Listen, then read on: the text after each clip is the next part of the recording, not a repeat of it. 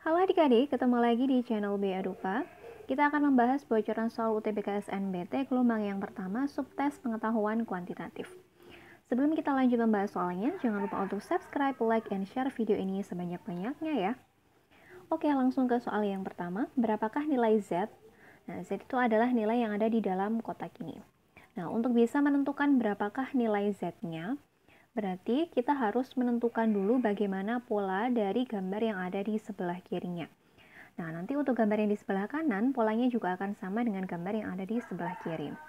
Berarti yang pertama, kita harus menentukan dulu nih dari angka 2, dari angka 4, 6, sama 4 ini supaya mendapatkan hasil 24 ini diapain? Gitu. Oke, caranya adalah, setelah kakak mengotak-atik ternyata polanya adalah untuk bisa mendapatkan angka sebesar 24 ini, kita jumlahkan dulu angka yang letaknya horizontal, yaitu 2 dan 6. Jadi 2 sama 6 ini kita jumlahkan, kemudian dikalikan dengan angka yang vertikal ini kita kurangkan, gitu ya. Tapi yang gede dikurangi sama yang kecil. Berarti 2 tambah 6 itu sama dengan 8, dikalikan dengan 7 dikurangi 4 itu sama dengan 3. 8 kali 3 itu sama dengan 24. Maka berlaku pula untuk gambar yang ada di sebelah kanan untuk menentukan berapa nilai Z-nya. 1 ditambah sama 7 yaitu 8, dikalikan dengan 8 dikurangi sama 1 yaitu 7, maka 8 kali 7 sama dengan 56. Maka nilai Z-nya ini adalah 56. Gampang ya, cuma mungkin nanti yang butuh waktu itu adalah untuk menentukan polanya terlebih dahulu. Kalau adik-adik sudah menemukan gimana polanya, maka untuk mengerjakan soal semacam ini itu sangat mudah. Oke, kita lanjut ke soal nomor 2. Pada baris aritmetika diketahui 5, X, 19, dan seterusnya, maka berapa pernyataan yang benar? Oke, di sini adalah baris aritmetika. Apa ciri dari baris aritmetika? Yaitu memiliki beda atau selisih antar suku yang sama. Kalau deret geometri itu memiliki rasio yang sama atau rasio yang tetap. Nah, karena tadi baris aritmetika itu memiliki beda atau selisih yang sama, maka caranya adalah kita tentukan dulu berapa nilai selisihnya atau berapa bedanya. Oke, cara menentukan beda gimana? Yaitu suku yang setelahnya dikurangi dengan suku yang sebelumnya. Nah, di sini kan yang diketahui adalah suku pertama yaitu A, suku kedua adalah X, dan suku yang ketiga adalah 19. Maka U2 dikurangi sama U1 itu sama saja dengan U3 dikurangi dengan U2. U2-nya berapa tadi? X dikurangi sama U1-nya adalah 5. Berarti X min 5 sama dengan U3-nya adalah 19 dikurangi sama U2-nya adalah X. Berarti X min 5 sama dengan 19 min X. Yang sesama X kita kelompokkan di ruas sebelah kiri. Maka X yang di sini awalnya negatif dipindah ke ruas kiri berubah menjadi positif sehingga X tambah X adalah 2X. Kemudian yang negatif 5 ini nilainya negatif dipindah ke ruas kanan maka nilainya menjadi positif. Maka 19 ditambah 5 itu sama dengan 24. Sehingga 2X sama dengan 24. Maka berapa nilai X-nya? Nah, nilai X-nya itu adalah 24 dibagi sama 2 yaitu 12. Berarti nilai dari suku kedua atau X-nya ini sama dengan 12. Nah, berarti bedanya berapa atau selisihnya berapa? Ya, tadi untuk mencari bedanya gimana? Kalau kita menggunakan acuan suku yang kedua, berarti suku kedua dikurangi sama suku pertama, yaitu 12 dikurangi sama suku pertama adalah 5 sama dengan 7. Maka bedanya atau selisih dari baris aritmetika ini adalah 7. Sehingga baris aritmetikanya menjadi gimana? 5, 12, dan 19, dan seterusnya. Nah, sekarang kita cek mulai dari pernyataan yang pertama. Jumlah setiap dua suku baris habis dibagi 6. Oke, kita coba cek ya. Mulai dari suku pertama sama suku kedua, kita jumlahkan. Yaitu 5 ditambah 12 sama dengan 17. Nah, apakah 17 ini habis dibagi 6? Ternyata tidak. Berarti yang pernyataan pertama ini salah. Lalu pernyataan yang kedua, terdapat suku yang bernilai negatif. Tadi bedanya berapa? 7, yaitu positif. Kemudian suku pertamanya berapa? 5, sama-sama positif. Maka baris aritmetika ini tidak mungkin memiliki suku yang nilainya negatif. Pasti semuanya positif. Nah, sekarang kita cek yang pernyataan ketiga. terdapat suku yang bernilai 145. Jadi kita suruh ngecek nih, ada nggak suku yang nilainya itu 145? Kalaupun ada, itu suku yang berapa? Nah, berarti kita cari dulu UN-nya. UN atau suku ke N tadi nilainya adalah 145. Berarti UN itu rumusnya gimana? A atau suku yang pertama ditambah dengan N-1 dikalikan sama bedanya. Oke, UN tadi adalah 145, suku pertamanya adalah 5, ditambah sama N-1 dikali 7. Berarti N-1 kali 7 itu sama artinya dengan 7N dikurangi 7. Nah, yang sesama angka nih, 145 sama 5-nya kita operasikan terlebih dahulu. Sama ini negatif 7-nya juga ya. Oke, 5 min 7 itu kan sama dengan min 2 ya. Min 2, kalau kita pindahkan ke ruas kiri, berarti berubah menjadi positif. Maka 145 ditambah sama 2 itu sama dengan 147, sama dengan 7N. Maka berapa nilai N-nya? Nilai N-nya adalah 147 dibagi sama 7 itu sama dengan 21. Oke, ternyata ada ya. Berarti suku yang ke-21 itu nilainya adalah 145. Berarti tepat ya untuk pernyataan yang nomor 3. Oke, sekarang yang pernyataan keempat kita cek. Jumlah 14 suku pertama adalah 1029. Berarti ini S14 ya.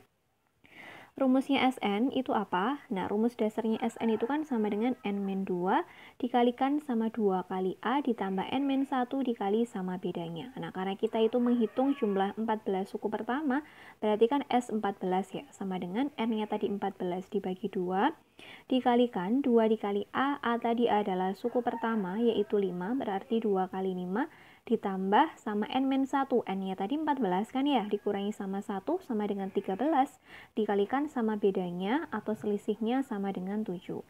Berarti 14 bagi 2 sama dengan 7, 2 kali dikalikan 2 kali 5 sama dengan 10, ditambah 13 kali 7 sama dengan 91. Yang ada di dalam kurung ini kita kerjakan terlebih dahulu ya, atau kita jumlahkan dulu. 10 ditambah 91 itu sama dengan 101, dikalikan sama 7 hasilnya adalah 707. Jadi jumlah 14 suku pertama itu adalah 707, bukan 1029. Berarti kurang tepat ya untuk yang nomor 4 ini. Maka banyaknya pernyataan yang benar itu cuma satu, yaitu pernyataan yang nomor 3 saja. Berarti jawabannya yang B untuk soal nomor 2 ini. Oke, kita lanjut ke soal nomor 3. Nah, berikut ini disajikan sebuah gambar lingkaran yang di dalamnya terdapat bentuk bintang dan kita disuruh menentukan besarnya sudutnya. Diketahui BD dan CE itu kan merupakan diameter dari lingkaran tersebut. Jika sudut BOC sama dengan 80 derajat, maka sudut yang besarnya lebih dari 40 derajat itu sudut mana saja? Sudut BEC kah? Sudut COD kah? Sudut DBE kah? Atau sudut CAD? Oke, berarti kita kan harus memperhatikan ini ya, dasar-dasar perhitungan pada sudut. Kayak misalkan sudut yang berpelurus itu besarnya berapa, bertolak belakang itu berapa, sudut dalam berseberangan itu berapa, dan seterusnya. Oke, tadi yang diketahui adalah besarnya sudut BOC sama dengan 80 derajat. Sudut BOC itu kan ini ya, ini adalah sudut BOC, besarnya adalah 80 derajat. Nah, kalau kita perhatikan, sudut BOC ini kan letaknya bertolak belakang dengan sudut EOD.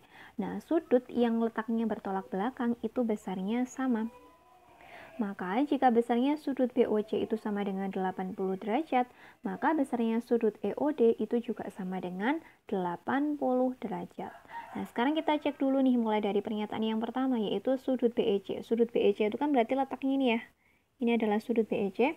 Nah, untuk bisa menentukan berapa besarnya sudut BEC, kita bisa menggunakan clue besarnya sudut BOE dulu. BOE dulu. Nah, sudut BOE atau kita istilahkan dengan segitiga BOE dulu ya. Segitiga BOE itu kan merupakan segitiga yang sama kaki. Berarti kedua kaki itu kan memiliki besar sudut yang sama.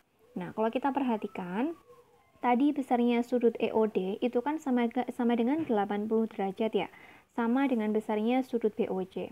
Nah, Kemudian sudut EOD sama sudut EOB itu kan sudut yang berpelurus. Berarti jumlah sudutnya sama dengan 180.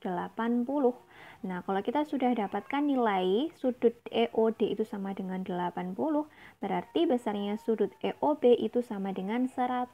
Karena 100 ditambah 80 itu kan 180 ya. Oke, kita sudah dapatkan besarnya sudut BOE itu sama dengan 100. Nah, suatu segitiga itu kan jumlah seluruh sudutnya atau jumlah seluruh ketiga sudutnya itu kan sama dengan 180 derajat ya. Nah, tadi kan kita sudah dapatkan besarnya sudut BOE itu sama dengan 100, maka sisanya yaitu sudut BEO sama sudut EBO itu kan berarti sama. Nah, tadi 180 sudah dikurangi sama 100, berarti sisanya 80. Maka 80 derajat dibagi 2 sama dengan 40 derajat. Maka besarnya sudut BEC atau BEO dengan sudut EBO atau EBD itu sama, yaitu 40 derajat. Nah, sedangkan yang ditanyakan di dalam soal itu adalah yang lebih besar dari 40 derajat. Maka yang sudut pertama ada sudut BEC ini salah. Karena besarnya tepat 40 derajat, bukan lebih. Lalu sudut yang kedua adalah sudut COD. Sudut COD itu ini ya. Nah, sudut COD itu kan letaknya bertolak belakang dengan sudut BOE. Nah, kalau sudut BOE tadi besarnya 100 derajat, berarti besarnya sudut COD juga 100 derajat, berarti lebih dari 40. Maka yang sudut kedua ini atau sudut COD ini benar. Nah, kita langsung cek nih ke bagian opsi jawabannya. Tadi yang pertama itu kan salah ya, berarti kita bisa langsung mengeliminasi opsi yang A, kemudian opsi yang B, kemudian sama opsi yang E. Lalu tadi yang benar itu sudut nomor berapa? Yaitu sudut nomor 2. Maka yang ada opsinya nomor 2 itu nomor berapa? Opsi apa?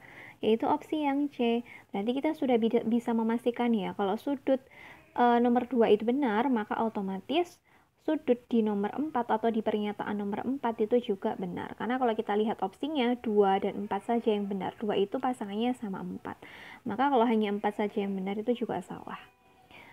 Oke, gitu ya triknya. Sekarang kita lanjut ke soal yang terakhir. Jika diketahui f o g itu kan nilainya 3x plus 4 dan gx itu kan sama dengan 2x plus 1. Jika f inverse atau f pangkat negatif 1 itu ya sama dengan 25 itu sama dengan 3r, maka berapa nilai r plus 1? Nah, caranya kita tuliskan ulang ya soalnya yang ini. F o gx itu kan sama dengan 3x plus 4. Nah, sedangkan nilai gx-nya itu kan 2x plus 1. Maka kita substitusikan ke sini ya.